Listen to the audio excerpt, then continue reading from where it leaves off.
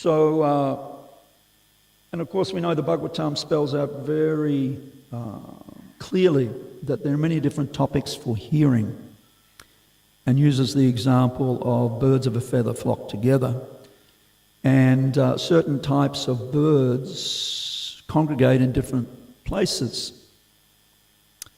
Swans in different parts of the world, they like to congregate in pristine, pure waters, lakes, rivers, which are surrounded by flowering bushes and creepers, very sattvic, very pure places. But crows, we all know, are like nature. One of nature's crows and vultures are like nature's garbage collectors. They all flock to the garbage dump where all the refuse.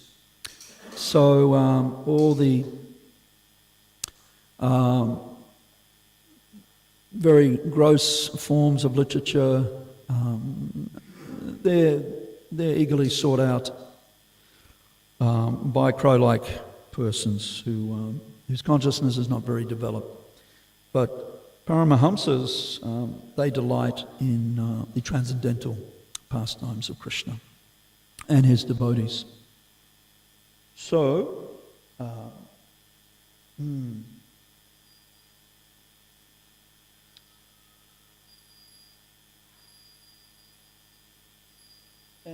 we can just kind of reflect from time to time on how the Goswamis like Rupa and Raghunath and the other Goswamis gave up all association of aristocracy as insignificant.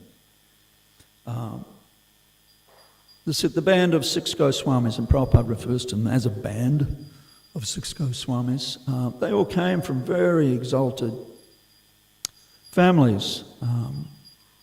Raghunath Das was a prince, the only son of Govardhan and Hiranya Majubandar, who owned vast quantities of very productive land and were earning fabulous wealth every year. But despite the arrangements of his parents, Raghunath Das was not able to stay. He couldn't stay away from Lord Chaitanya. Even he had so much wealth, such a wonderful life. We can just imagine the happiness, which we may get a little droplet of from time to time in our, hopefully more than a droplet, but such happiness is there in bhakti, especially in the advanced stages, that no amount of material success. And of course, Rupa and Sanatan, very important ministers in the government of Bengal at that time. Again, fabulous wealth and prestige.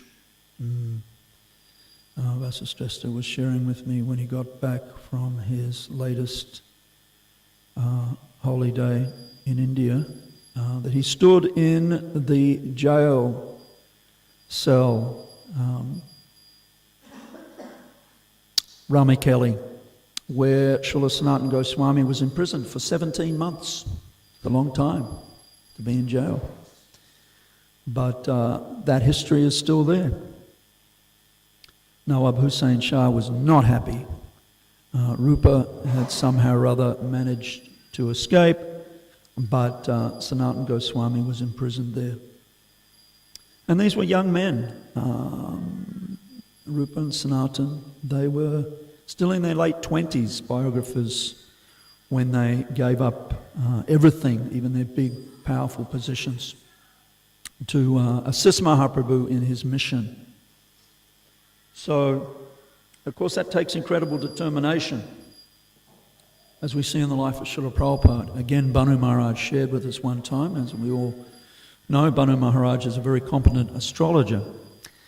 And he had the opportunity to examine Srila Prabhupada's astrological chart, and as well as having planets, the most elevated, auspicious planets in the right houses spiritually, Srila Prabhupada astrologically had incredible determination. to push ahead despite so many different impediments, obstacles to achieve what he achieved. Vipadashantutasha svatatra tatra jagatguru bhavato dashanam nashat apuna bhavadashanam. Kunti Devi has prayed, let the calamities come again and again so that we might see you again and again. For seeing you means that we no longer see repeated birth and death. So Kunti Devi and her sons and Draupadi, of course, unimaginable austerities they had to undergo, but they were, and even Krishna was personally present. One might argue, why didn't Krishna come to their aid earlier? And why they had to undergo the 12 years of forest exile and then another year living incognito. Krishna could have wound all that up earlier. Similarly, Srila Prabhupada underwent incredible austerities. He was very determined, very determined. He told the story once of his grandmother, who was like the matriarch of the Day family. 3 families, the Days, the Mullaks and the Sils, all came from Saptagram, not far north from modern-day Calcutta. And they were amongst the first families to establish what is now the great metropolis of Calcutta. And Prabhupada's grandmother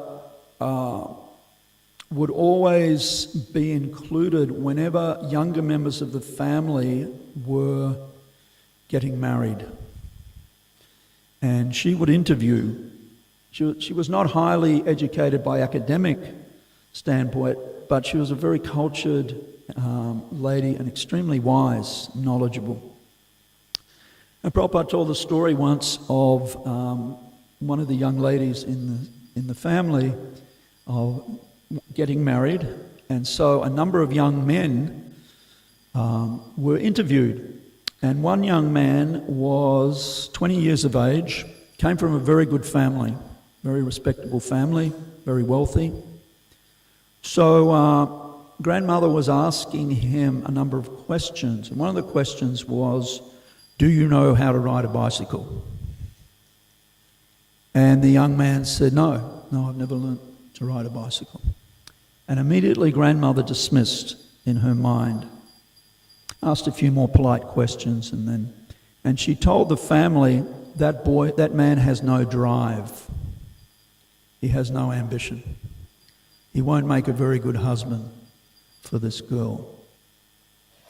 So, she said, because what boy in Calcutta doesn't know how to ride a bicycle? This was the early part of last century. And even his parents could have bought him a bicycle, no problem. He would have had friends who rode bicycles. He wasn't curious enough to want to learn how to ride a bicycle. Even Prabhupada knew how to ride a bicycle. It's described beautifully that when Prabhupada was in Vrindavan, in his Vanaprastha, and he was printing Back to Godhead magazine, and he would take it around to the different Goswamis' temples and give them copies. And they always knew when Prabhupada was coming because they could hear his bicycle had as many bicycles do, had a unique sound about it. Maybe something was clicking and clacking, the chain. So they knew Bhaktivedanta Swami is coming with his Back to Godhead magazines. So determination, of course, and we all know in spiritual life is absolutely crucial. Because, as it's sometimes said, especially when one takes initiation and makes vows, then I've heard it said it's like declaring totalitarian war on Maya. So Maya is a formidable opponent. And right up to the end of one's lifetime, we have, as Manibandha Gopal was very nicely answering the question the other morning, we have a minute degree of independence. whether to serve Krishna or whether to serve the Lord's illusory energy. And that independence is always there. And it's either the proper use or the misuse. So another nice story, very famous story mentioned in the Panchatantra, the basis of Aesop's fables, and Prabhupada told this story himself, often mentioned in spiritual circles in India, and that is the story of the blue jackal. Once upon a time, there was a regular jackal, and jackals are very low down on the food chain. They're basically scavengers, like the crows and the vultures. And they have a pretty hard life, jackals. So this particular jackal was scavenging around in the backyard of a washerman who had a big vat of indigo dye, because in Dhobi Wallahs they not only wash clothes but they also dye clothes. And the jackal fell in. And it was the night time, and it was startled, and it ran off back into the forest. But when the sun rose in the morning, it could see its paws and its body. It was this bright blue. So, and it didn't go unnoticed by all the other forest animals. They came around and saw this new mysterious creature, and jackals are very cunning. The jackal immediately sensed an opportunity, and the other forest creatures asked, "Who are you?" And the jackal cleverly said, "Oh, I have been sent by Indra as his representative here, to give you all blessings." The other forest creatures were very impressed, because they'd never seen a creature quite like this before. And that included the apex predators like the lions, tigers, leopards, hyenas, etc. So they asked, "Well, what service can we do for you, revered representative of Indra?" So Fierce Howl was the name he was given, the blue jackal. So Fierce Howl said, "Well, you can bring me foodstuffs every day. That will be sufficient." So all of a sudden, life was very wonderful for Fierce Howl, the blue jackal. He wasn't being chased by the larger animals. He had so much food. But then one day, actually before this happened, the jackal disassociated himself from the other jackals. He thought, this is not going to be good. So he told them all to make themselves scarce. So they all fled. But then one day, the blue jackal did hear another jackal some distance away howling, or making the unique noise that only jackals can make. And the blue jackal, it spontaneously howled back. So all of the forest animals understood, he's a jackal. And it didn't end well for the blue jackal. A tiger jumped on him, and that was the end of Fierce Howl. So Prabhupada tells a story in relation to persons who try to make a living as sadhus, as saintly persons, as gurus, mystics, yogis, whatever, but they're not actually qualified. They're just using it as a means of livelihood. But they're often very quickly exposed. The old saying in India is, you put a dog on the throne of a king, but as soon as you throw just an old boot down, it will jump off the throne and investigate. What is this? Because dogs like to collect shoes and bury them, and later on dig them up. That's what dogs do. So, and of course, Prabhupada was very strong in his determination and fearless in exposing personalities who were cheating the innocent public, not giving them the real thing. And Bhaktisiddhanta Saraswati Thakur very much liked a poem that Prabhupada wrote and was read out at one of Bhaktisiddhanta Saraswati's Vyasa Puja. Absolute is sentient, thou hast proved, impersonal calamity thou hast moved.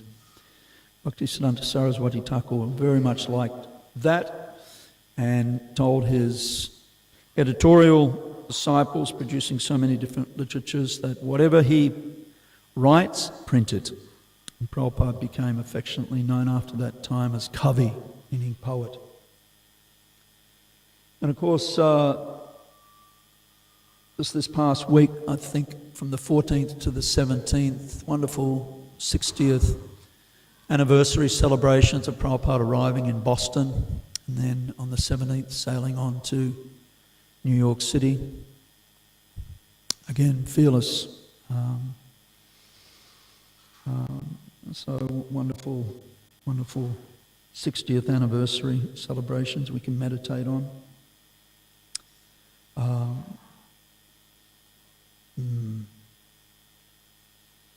I had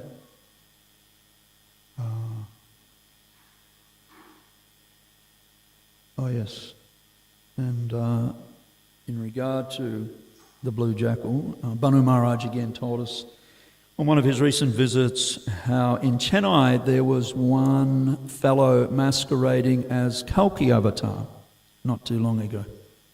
But some knowledgeable people confronted this fellow and said, well, aren't you supposed to come in another 427 years? Oh, no, I've come early.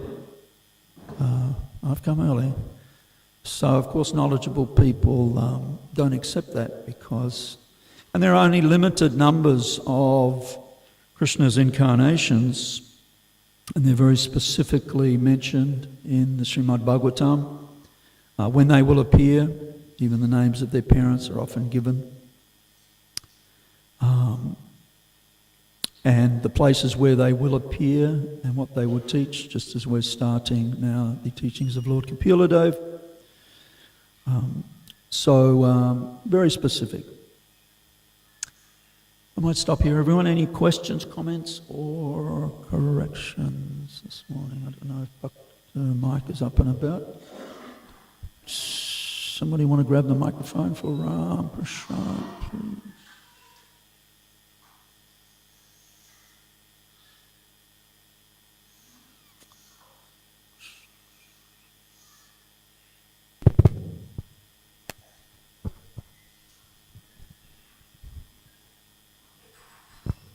Thank you, Prabhu. So I was just wondering, do you have any details why Madhvacharya couldn't deal with the Brahma Vimahan Pas Leela? That was all Banu Maharaj told me. He just said, no, he just left it right out. He just, was having a real problem. Ramai Maharaj, you can make a comment, but I was thinking it's, he's the founder of our Sampradaya.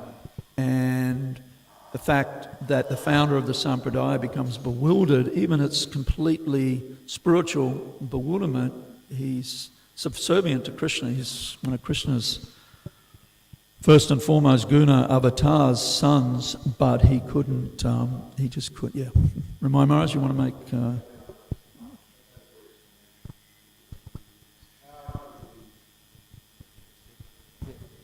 How the founder, Lord Brahma, and Madhva was in the Sampradaya of Lord Brahma, how he could be so bewildered that he didn't understand that this was the personality of Godhead. So he just couldn't relate to that. Thank you. No, there is a bit of an ongoing debate with the Gaudiya Vaishnavas and the Madhvacharya group. So the Madhvacharya group, they support their Acharya's opinion that it must mean that it actually wasn't in the original Bhagavatam to start with. So that's how they, So what is the proof it was in the Bhagavatam? That's their argument. Okay. So that's their justification, huh? Okay. Anything else? Krishna Kirtan. With your permission, a couple of comments on Sure. the source of the seasick. Prabhupada writes in a couple of places that Sri Damodar, took sort of point notes on Mahaprabhu's pastime in his diaries, and Raghunath memorised all those before they were lost. But he also says that Raghunath also kept a more elaborate notes himself. So it was two. And he also says that he helped Krishnadas Kaviraj Goswami compile the CC.